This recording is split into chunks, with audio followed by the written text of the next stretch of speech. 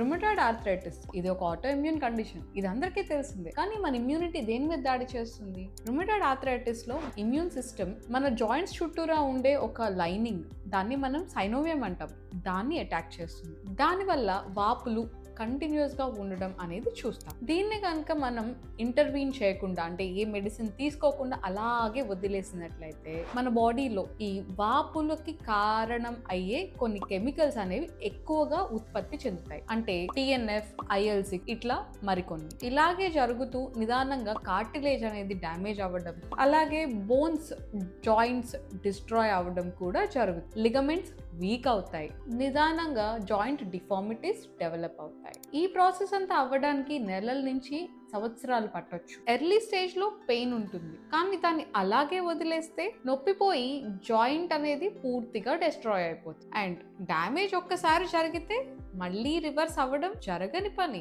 ఈ rheumatoid arthritis ఉన్న అందరిలో కూడా మనం జాయింట్ డ్యామేజెస్ అనేది చూడం. అసలు ఈ డ్యామేజెస్ కొంతమందిలో ఎక్కువగా, కొంతమందిలో తక్కువగా ఎందుకు ఉంటుందో ఇప్పుడు తెలుసు. 1, డయాగ్నోసిస్ లేట్ గా అయ్యింది అంటే ఆల్రెడీ డ్యామేజెస్ స్టార్ట్ అయిపోయి ఉంటాయి. 2, డయాగ్నోసిస్ అయినా ట్రీట్మెంట్ తీసుకోవడంలో నిర్లక్ష్యం చేసి ఎప్పుడైనా గుర్తుకొచ్చినప్పుడు వాడడం లాంటివి చేసినప్పుడు కూడా డ్యామేజెస్ అనేవి ఎక్కువగానే ఉంటాయి. ఇలా కాకుండా అలవాటు, స్మోకింగ్ హ్యాబిట్ ఉన్న వాళ్ళు, లేదు హై డిసీజ్ యాక్టివిటీ అంటే చాలా ఎక్కువ కీళ్ళు ఎఫెక్ట్ అయి ఉన్న వాళ్ళల్లో, ఆ డిసీజ్ చాలా తీవ్రంగా ఉన్న వాళ్ళల్లో, అలాగే ట్రీట్మెంట్ లేట్ గా స్టార్ట్ చేయడమే కానీ స్టార్ట్ చేసిన తర్వాత కంటిన్యూస్ గా తీసుకోకపోవడం వల్ల కానీ, రెండిట్లోనూ మనకి జాయింట్స్ డ్యామేజ్ అవడం అనేది చూస్తాం. మరి ఈ జాయింట్ డ్యామేజ్ ని ప్రివెంట్ చేయొచ్చా?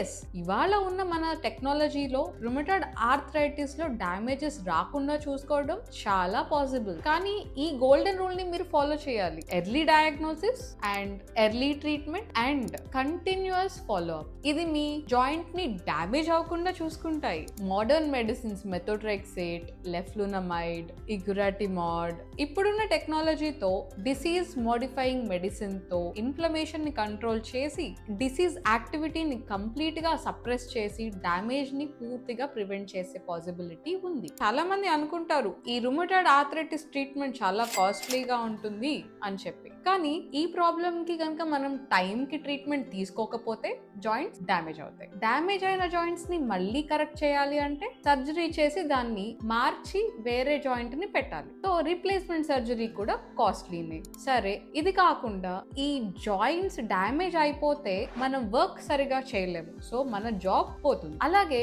ఇంట్లో కూడా మన పని మనం చేసుకోవడానికి మనకి చాలా ఇబ్బందులు ఫేస్ చేయాల్సి వస్తుంది. సో డిపెండెన్సీ అనేది పెరిగిపోతుంది. వీటితో పాటు ఈ ప్రాబ్లం ముద్ర పెట్టుకున్నందుకు గాను హాస్పిటల్ కి కూడా చాలా సార్లు వెళ్లాల్సి వస్తుంది. ఇప్పుడు ఎర్లీగా ట్రీట్మెంట్ తీసుకోవడం వల్ల వచ్చే బెనిఫిట్స్ ఏంటో మనం తెలుసుకుందాం. First, basic disease modifying medicines మనం స్టార్ట్ చేసుకుందాం.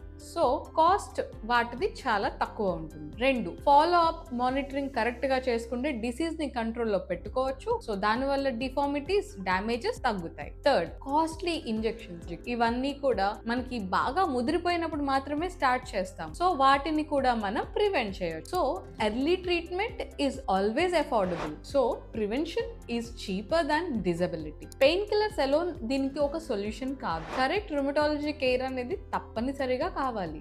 Don't fear the cost of treatment, fear the cost of delay. మీరు కూడా రుమటాయిడ్ ఆర్థరైటిస్ అని డయాగ్నోస్ అయ్యి ఇలాగే నెగ్లెక్ట్ చేస్తున్నారా? Then book an appointment right away.